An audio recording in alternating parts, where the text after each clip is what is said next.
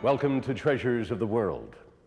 Today we'll be looking at a special exhibit at the Art Institute of Chicago that focuses on a French Impressionist master, Pierre Auguste Renoir.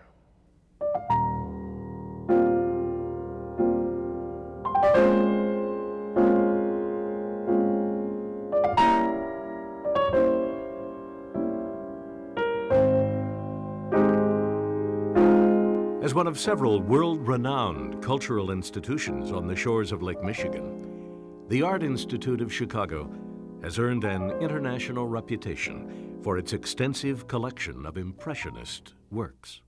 In fact, in its permanent holdings, the Art Institute boasts one of the richest collections of Renoir's works outside of Paris. This exhibit affords us the rare opportunity to see a large number of Renoir's portraits together.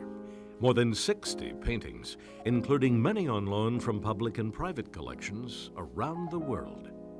As the first major exhibition devoted exclusively to Renoir's portraits, this Art Institute special exhibit gives us a fresh perspective into his contribution to Impressionism and reveals why these works are so extraordinary.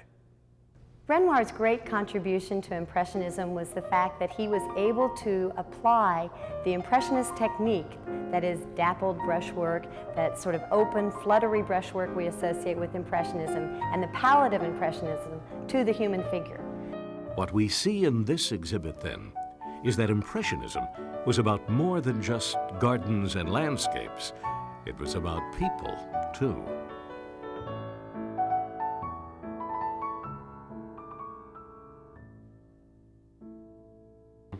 This exhibit gives us new insights into Renoir's ongoing development as an artist, an evolution that encompasses far more than a single movement or approach. You see, Impressionism was just one stop on Renoir's long artistic journey. We think we know Renoir from a certain type of image, but Renoir was a very complicated and contradictory artist, and he constantly reinvented himself in his art. And those phases are clearly marked in this exhibition. So I think people will be very surprised to see the evolution of his work. By tracing the path through the works in this exhibit, spanning over 50 years of the artist's life, we come to know Renoir not only as an Impressionist, but as an artist who continually sought new ways to express himself. I think most people's idea of Renoir is Luncheon at the Boating Party. It's basically one of those joyous paintings that he did mid-career that is really the culmination of his Impressionist style. These multi-figural groups, or very soft focus people that are painted largely in blues and in soft focus.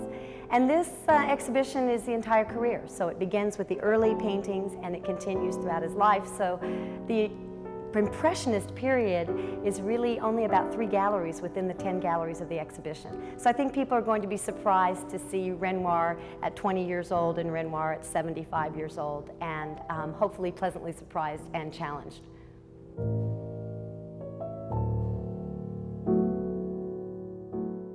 Renoir painted remarkable portraits that not only showed us what these people looked like, he allowed us to glimpse their very essence. And in the process, he elevated portraiture to new heights. As one critic so aptly put it in 1925, no other artist has looked so deeply into his sitter's soul, nor captured its essence with such economy.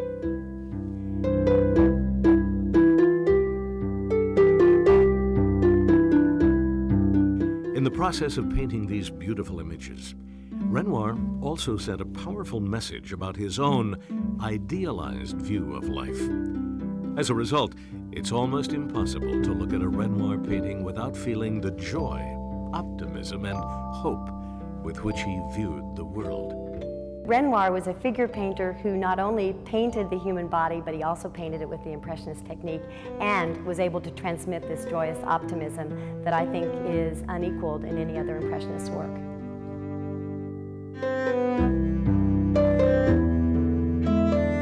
These images invite us to believe, if only for a moment, in a gentler, less uncertain world.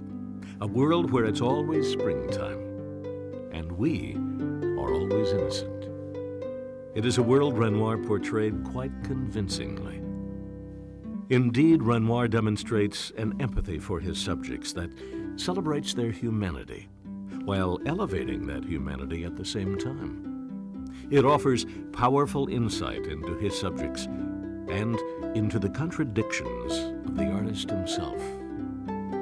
In this self-portrait, we glimpse how Renoir saw himself at age 34.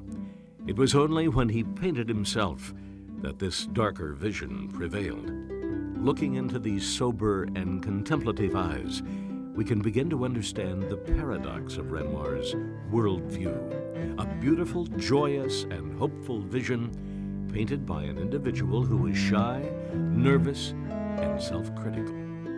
But even though Renoir's reality often failed to live up to his ideal world, his optimism never flagged.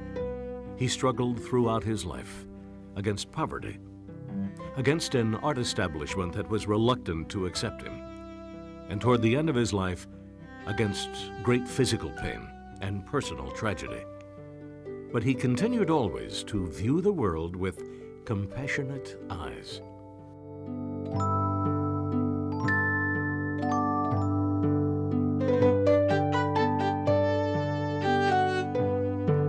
Over the course of 60 years, Renoir painted almost 6,000 pictures, the most prolific achievement of any painter in history, except Picasso.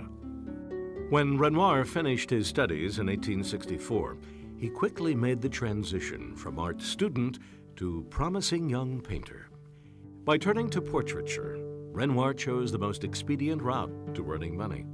And fortunately for him, portraiture was experiencing growing popularity in contemporary Paris. In 1864, Renoir painted this remarkably sensitive portrait of a 9-year-old girl, the daughter of a French earthenware manufacturer. It was one of Renoir's earliest efforts as a professional portraitist, and yet it is recognized as one of his most beautiful. We see in this portrait for the first time the exceptional luminosity that was to become a trademark of Renoir's style. We also get our first glimpse at Renoir's extraordinary ability to imbue his subjects, even children, with dignity and poise. The compassion he brought to his models, especially children, is also evident here, as it will be throughout his career as a portraitist.